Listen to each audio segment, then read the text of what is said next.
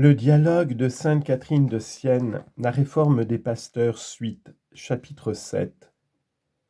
Comment Dieu regarde comme dirigé contre lui-même les persécutions que l'on fait subir à l'Église et à ses ministres, et comment cette faute est plus grave qu'aucune autre. Si tu me demandes pourquoi le péché de ceux qui persécutent la Sainte Église est plus grave que tous les autres, et pour quelle raison les fautes de mes ministres ne diminuent en rien le respect qu'on leur doit rendre, je te répondrai, parce que tout le respect qu'on leur témoigne, ce n'est pas à eux qu'ils s'adressent, mais à moi, par la vertu du sang dont je leur ai confié la dispensation. Sans cela, vous auriez autant de respect pour eux que pour les autres hommes, et rien de plus. C'est à cause de ce ministère qu'ils remplissent que vous êtes obligés à ce grand respect.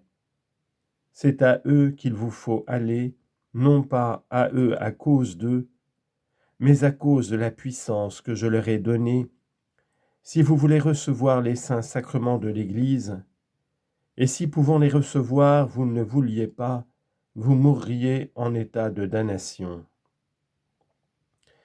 Et donc ce n'est pas à eux, c'est à moi que va cet hommage de respect, et à ce glorieux sang qui est une même chose avec moi, par l'union de la nature humaine et de la nature divine.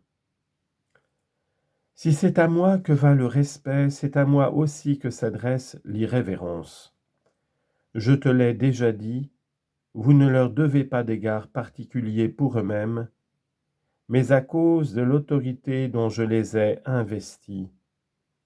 Et pareillement, en les offensant, ce n'est pas eux qu'on offense, c'est moi-même.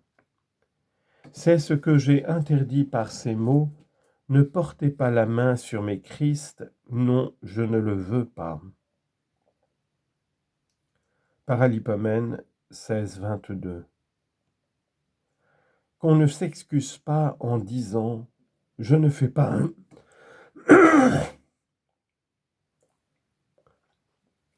Qu'on ne s'excuse pas en disant « je ne fais pas injure à la Sainte Église, je ne me révolte pas contre elle, je n'en ai qu'au vice des mauvais pasteurs. » Qui parle ainsi ment sur sa tête. Son amour-propre l'aveugle et l'empêche d'y voir clair, ou plutôt il voit bien mais fait semblant de ne pas voir, pour étouffer les reproches de sa conscience. S'il était sincère, il verrait bien, et même il voit bien que ce ne sont pas les hommes qu'il persécute, mais le sang de mon Fils. À moi l'injure comme à moi le respect, et donc à moi aussi tous les dommages, tous les mépris, tous les affronts, tous les opprobres, toutes les réprobations dont mes ministres sont l'objet. Je considère comme fait à moi-même tout ce qui leur est fait. Je l'ai dit et je le répète, je ne veux pas que l'on touche à mes Christ, c'est à moi seul de les punir. Les méchants prouvent ainsi leur irrévérence pour le sang et le peu de prix qu'ils attachent à ce trésor que je leur ai donné pour le salut et la vie de leurs âmes. Pouvais-je faire davantage que de me donner moi-même, Dieu et homme tout entier, pour être votre nourriture? Mais parce qu'ils n'ont pas su m'honorer moi-même à travers mes ministres, leur respect s'est encore amoindri par les persécutions qu'ils leur ont fait subir, sous prétexte qu'ils découvraient en eux nombreux péchés et maints défauts dont je t'entretiendrai en un autre endroit.